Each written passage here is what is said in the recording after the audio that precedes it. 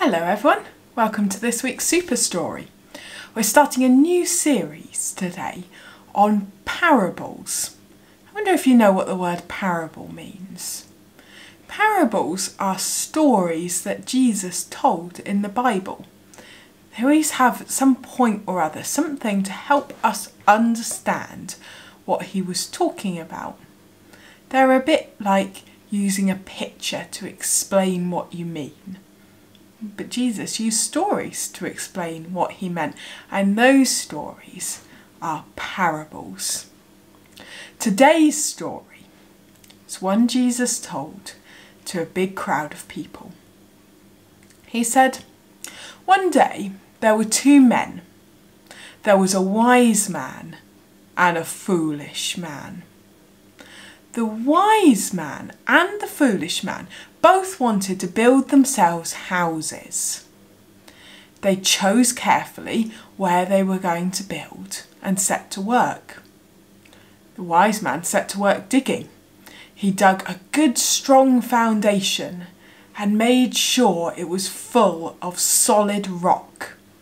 His house wouldn't fall down. The foolish man couldn't be bothered.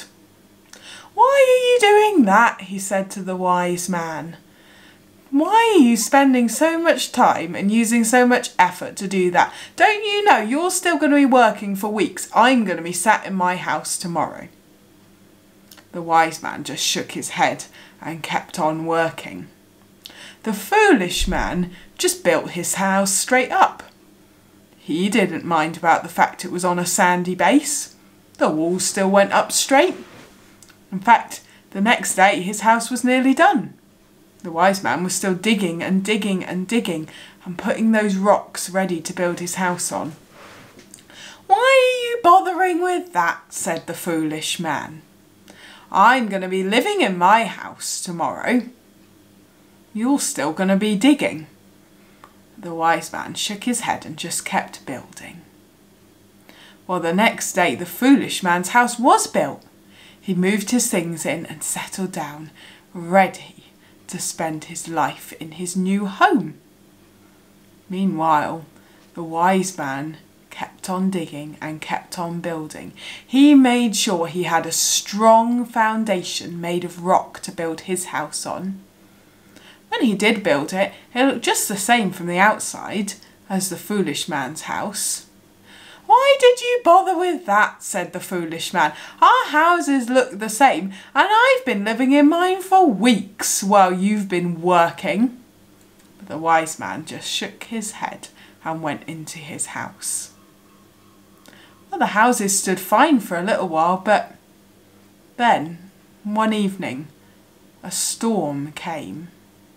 It was a terrible storm. The wind blew and howled. The rain came down and down and down. Torrents of rain. They made little rivers in the streets. The wise man looked out of his window and watched the storm. He knew his house was safe. The foolish man looked out of his window at the storm and heard a bit of a creak. You see, his house was just built on the sand, and sand washes away when there's a lot of water. The rain came down and washed some of the sand away, and all those rivers that had formed in the streets, they came and washed some of the sand away. There was less and less for the house to stand on. The walls started to crack and creak. The foolish man rushed outside into the rain just in time to watch his house fall down with a crash. The wise man watched out of his window, shook his head at the foolish man. The foolish man had no house at all anymore. He hadn't bothered with a good foundation. He'd just built it on the sand, but the sand was all gone now. The wise man's house stood strong. It had a foundation of rock. "Well," said Jesus, "that's my story. This is what it's like. When someone listens to me and follows what I say, they're like the wise man.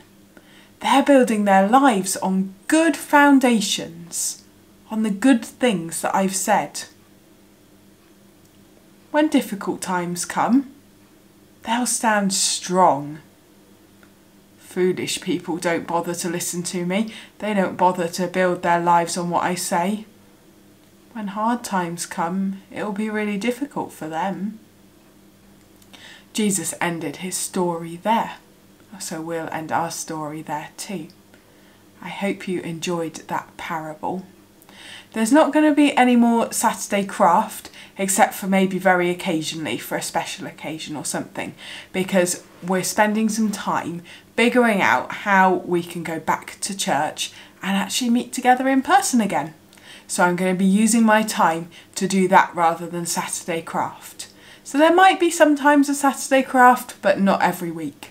But there will still always be a story and a family Sunday until we can get back and meet together in person.